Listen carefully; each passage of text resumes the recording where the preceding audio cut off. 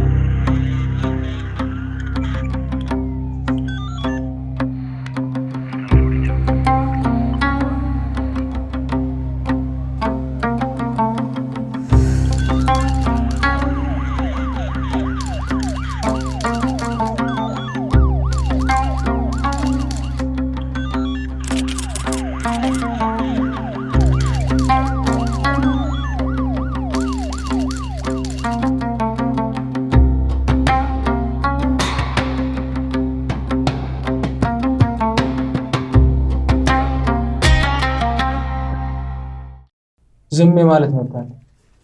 ማንኛውም የምትናገረው ንግግር ፍርድ ቤት ላይ እንደማስረጃ ይቀርባል። ጠበቃ የማቆም መብታል። ጠበቃ ማቆም አቅሙ ከሌለ ደግሞ ማንኛውም ሰው መወከል ይችላል። ይሄ አንተ መብት ነው። ሌላው የኔ መብት ነው። ሲጋራ ጨሳለሁ። ማጨስ ሳይሆን ማሽተት ነው።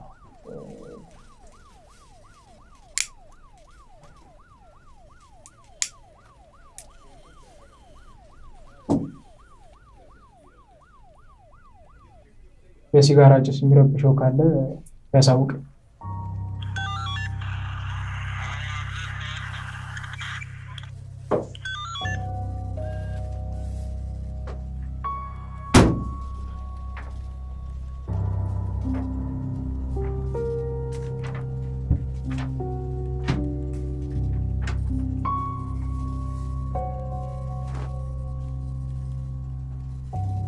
ሙሉ ስም ንገረኝ። ዮናስ መልካሙ። እድሜ 25። ዛሬ ለምን ወደዚህ እንደመጣ ታውቃለህ? አይ አላውቅም። ፖሊሶቹ አልነገሩም? አረ ምን ነግረውኛል። ለምንድን ነው የመጣው? በወይዘሮ ራሄል የግድያ ሞት ምክንያት። ዮናስ ምንም የሚያስፈራ ነገር የለም። ተረጋግተህ የጠየቁህን ብቻ መልስ። ቅድም የነገርኩህ መብቶች ገብተዋል? ይህም መብት ዝም ማለት፣ ጠበቃ የማቆም እንዲሁም ማንኛውም የምትናገሩ ቃላቶች ፍርድ ቤት እንደማስረጃ እንደሚቀርቡ። ገብቶኛለች። በጣም ጥሩ። ስለዚህ በወይዘሮ ራሄል ግድያ ዙሪያ ለመነጋገር ፈቃደኛ ነው? እንችላለን። ሙሉ ስም? ሽፈራው ወርቁ። እድሜ? 57። ዛሬ እዚህ ለምን እንደመጡ ያውቃሉ? ያው መቼም ወይዘሮ ራሄልን ገለሃል ብላችሁ አይደል የመጣችሁ? እንደዛ አይደለም አቶ ሽፈራው፣ ተጠርጣሪ እንጂ ነፍሰ ገዳይ ተብሎ አይደለም የተጠሩ። እሱ ደግሞ ምን ማለት ነው? ተጠርጣሪ ማለት ወንጀሉ ሲሰራ በአቅራቢያ የነበረ ሰው ወይም ከጉዳዩ ጋር ባላቸው ቅርርብ ወደ ጣቢያ የሚመጣ ሰው እንጂ ወንጀሉን ፈጽሟል ማለት ነው። ተግባባን አቶ ሽፈራው? ይሁን። እሺ፣ መጀመሪያ ስገባ የነገርኩት መብት ገብቶታል? አዎ ገብቶኛል አቶ ሽፈራው።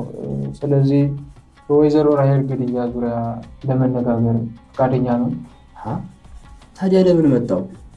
መነጋገር እንችላለን።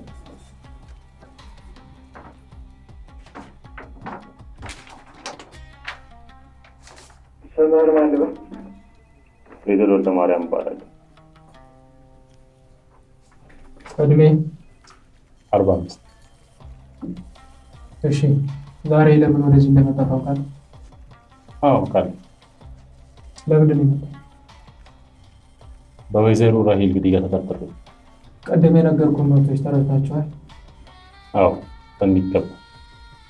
ስለዚህ በወይዘሮ ራሄል ግድያ ዙሪያ መነጋገር እንችላለን ማለት ነው? ይቻላል። መልካም። ሙሉ ስምህን ንገረኝ። ሚፍታ ረጀብ። እድሜ? 34። ለምን ወደ ጣቢያ እንደመጣ ታውቃለህ? በራሄል ሞት ምክንያት ተጠርጥሬ።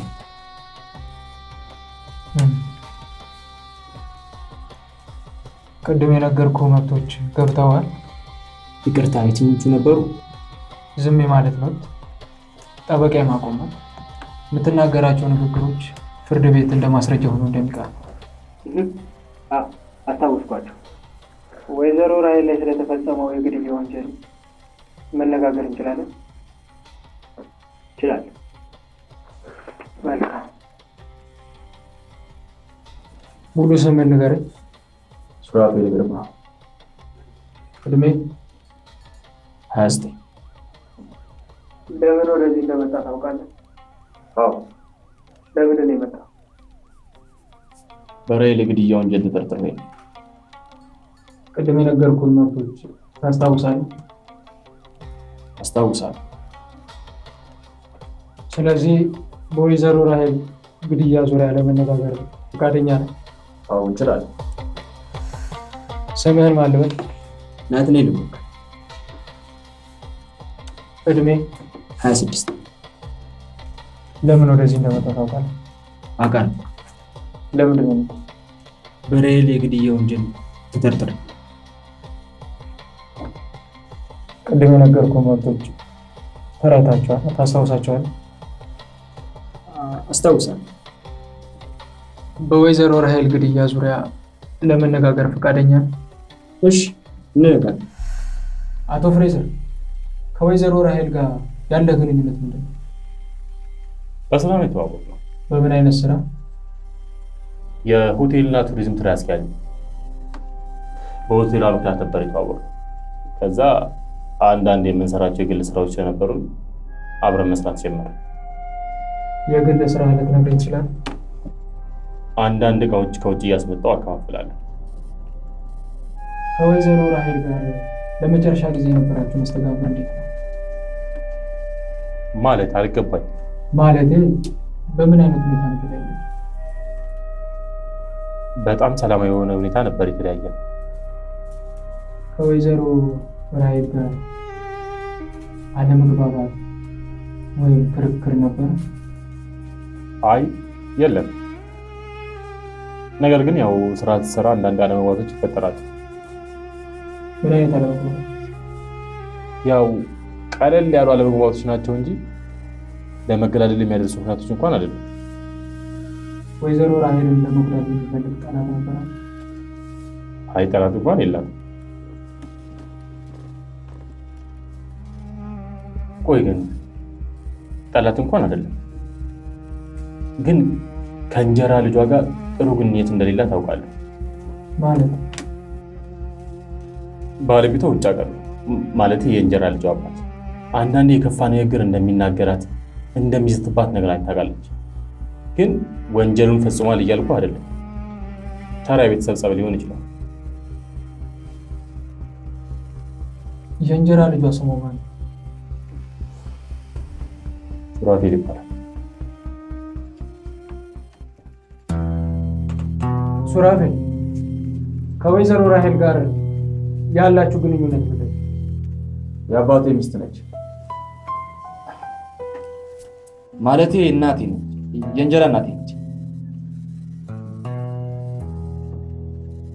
ወይዘሮ ራሄልን ለመጨረሻ ጊዜ ያያት የትና መቼ ነው?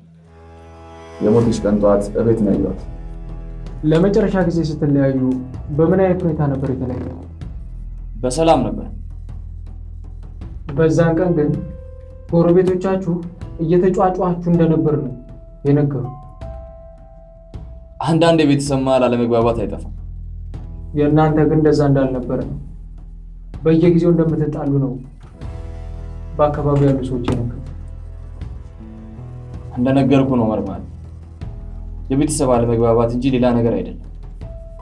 ከወይዘሮ ራሄል ጋር አለመግባባት ወይም ክርክር አለ? እንደ እናትና ልጅ አለመግባባት ተፈጥሮ ሊሆን ይችላል። ወይዘሮ ራሄልን ሊጎዳቸው ወይም ሊገላቸው የሚፈልግ ጠላት ነው? ሊጎዳት የሚፈልግ ሰው እንኳን የለም። አንድ ቀን ግን ከሰራተኛዋ ጋር የተካረረ ጸብ ውስጥ ገብቶ እንደነበር አስታውሳለሁ። ከማን ጋር? ዮናስ ከሚባል ሰራተኛዋ ጋር ነው። የጸባቸው መነሻ ምንድን ነው? የገንዘብ ነገር ይመስለኛል። ገንዘብ ሰርቆ ነው ወይስ ምንድን? እንደነገርኩ ሙሉውን ታሪክ አላውቀው። ዮናስ መልካሙ፣ ከወይዘሮ ራሄል ጋር ያለ ግንኙነት ምንድን ነው? አለቃዬ ናት። ሆቴል ውስጥ በአስተናጋጅነት ነው የምሰራው። ወይዘሮ ራሄልን ለመጨረሻ ጊዜ ያያት የትና መቼ? ከመሞቷ በፊት የሚበላ ነገር ላድርስላት ክፍለ ወጅ ይዛ ነች። ከምግቡ ጋር አብረው የሚጠጣ ወስደላት ነው? አልኮል ወስጄላታል። አይ አልወሰድኩላትም። ኧረ እንጃ ምንም ማስታወስ አልቻልኩም። ለመጨረሻ ጊዜ ከወይዘሮ ራሄል ጋር ያላችሁ ግንኙነት ምን ይመስል ነበር? በጣም ተክሳ ሀሳብ ውስጥ ገብታ ነበር ያገኘው። ከአንተ ጋር የተነጋገራችሁት ክፉ ደግ ነገር ነበር?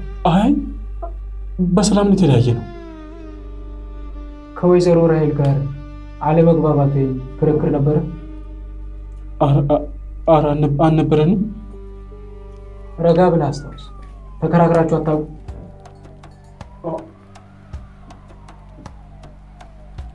አንዴ ተጣልተናል። በምን ምክንያት?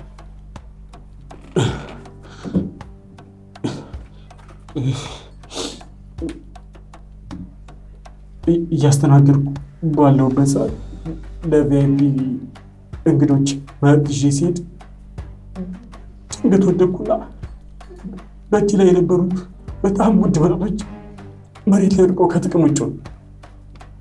ከዛ የ2 ወር ደሞዝን አልከፍልህም፣ የመጠጡን ሂሳብ ችሏል ብላኝ፣ በዛ ምክንያት በጣም ተናድጄ ስለነበረ ተጣልተን ነበር።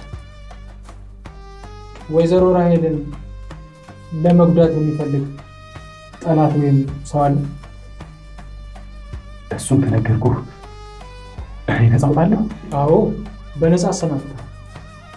የገደሏት ጋሽ ፈራው ይመስለኛል። ጥርጣሬ እንጂ እርግጠኛ ሆናለች? አይ ሁል ጊዜ ስለ ራሄል ሲወራ በጣም እየተናደዱና እየተመሰከሰቡ ነው የማገኛቸው። እቺ ነፍሰ በላ ወይ አቅም ማጣት። አቅም ቢኖረኝማ እንዳንቺ አይነቱን እባብ ቀጥቅጦ ነው መግደል ሲሉ ሰምቻቸዋለሁ። አቶ ሽፈራው ምነካው ስላቸው ነገሩን እያስደበስበሱ ያልፉታል።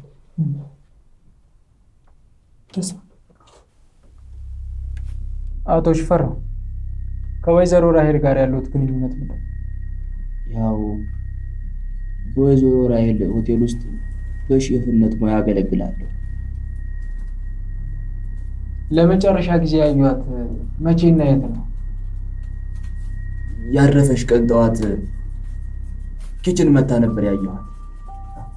ከወይዘሮ ራሄል ጋር መጨረሻ ላይ ያሉት መስተጋብር እንዴት ነበር? ጥሩ ነበር፣ መልካም። ከወይዘሮ ራሄል ጋር አለመግባባት ወይም ክርክር ነበሩት?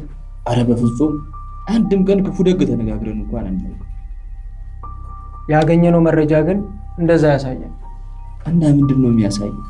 ለወይዘሮ ራሄል ጥላቻ እንዳሉት ነው የሚያሳየው። አበስ ገበሩ እኔ ተው ልጄ ተው፣ በስተርጅና አታዋርደኝ። እኔ ለሰው ልጅ ጥላቻ የለኝም፣ በተለይ ደግሞ ለወይዘሮ ራሄል። እንደ ልጅና አባት እኮ በፍቅር ነው የኖርነው። ተው ልጄ ተው፣ ሰው እንዳይሰማ ተው። ወይዘሮ ራሄልን ለመጉዳት የሚፈልግ ጠላት ወይም ባላንጣ አላቸው? እኔ ምን አውቄው ፖሊስ? እኔ ጠዋት ወጥቼ ስራዬን ሰርቼ ሲመሽ ወደ ቤቴ እንጂ የእርሳቸውን ወዳጅና ጠላት በምን ለይቼው? ሚፍታህ ረጀብ ከወይዘሮ ራሄል ጋር ያለ ግንኙነት ምንድን ነው? በሆቴል ውስጥ የሴኩሪቲ ዲፓርትመንት ዋና ኃላፊ ነኝ። ለመጨረሻ ጊዜ ያገኘሃት መቼ ነው? ማታ ላይ ወደ ክፍሏ ስትገባ። የተለየ ክፍል አላት ማለት ነው? የተለየ ባይሆንም የብቻዋ ክፍል ነበራት። ቪአይፒ ሰዎች ብቻ የሚገቡበት። ቪአይፒ ማለት በስራ ጉዳይ የሚመጡ አንዳንድ የግል ጉዳዮችን ለመፈጸም ነበር የምትጠቀሙት። ማን ማን ይመጣ ነበር? እርግጥ ሁሉንም አላውቃቸውም። ደጋግመው የሚመጡት ግን ልጇና የስራ ሸሪኮቿ ናቸው። ከወይዘሮ ራሄል ጋር የመጨረሻ ግንኙነታችሁ እንዴት ነበር? አሪፍ ነበር። ከወይዘሮ ራሄል ጋር አለመግባባት ወይም ክርክር ነበረ? በፍጹም እንደዚህ አይነት ትርክ ውስጥ ገብተን አናውቅም። ስራችንንም በስነ ስርዓት ነበር የምንሰራው። ወይዘሮ ራሄልን መጉዳት የፈለገ ጠላት ወይም መግደል ያሰበ ሰው ታውቃለህ? እኔ የማውቀው የለም። ናትናኤል ብሩክ ከወይዘሮ ራሄል ጋር ያለ ግንኙነት ምንድን ነው? ምንም የለም። የሆቴላችሁ ደንበኛ ነበር። ወይዘሮ ራሄልን ለመጨረሻ ጊዜ ያያት የትና መቼ? ከመሞቷ ከሳምንት በፊት። ከወይዘሮ ራሄል ጋር ለመጨረሻ ጊዜ የነበረ ግንኙነት ምን ይመስል ነው? በደንብ አላስታውስም፣ ወይም መጥፎ የሚባል አልነበር። ከወይዘሮ ራሄል ጋር አለመግባባት ወይም ክርክር ነበር? ነው አልነበረም። ረጋ ብለህ ለማስታወስ ነው። ምንም የማስታውሰው ነገር የለም። ከሳምንታት በፊት ወይዘሮ ራሄልን እገልሻለሁ ብለህ ስትባት አልነበር? አዎ ብያት ነበር። በሰዓቱ ተናድጄ ስለነበር። በምን ተጋጭታችሁ ነው? የግል ፕራይቬሲ የሚነካ ነገር ስላደረገብኝ ማለት በሆቴሉ ካሜራዎች በድብቅ ሲከታተሉ ነው። የሆቴሉ ክፍል ውስጥ ካሜራ ተገጥሟል ነው የምትለው? የትኞቹ ክፍሎች ላይ እንደሆኑ አላውቅም። በዛ ላይ ድብቅ ናቸው፣ በአይን ሊታዩ ይችላል። የተፈጠረውን ችግር በምን ፈታችሁ? መጀመሪያ በጸብ ቢጀምሩ ከዛ በኋላ በሰላማዊ መንገድ ፈተነው። ወይዘሮ ራሄልን ገላሃታል? እኔ አልገደልኳትም። ወይዘሮ ራሄልን ሊገድላት ወይም ሊያጠቃት ይችላል ብለህ የምታስበው ሰው አላውቅም።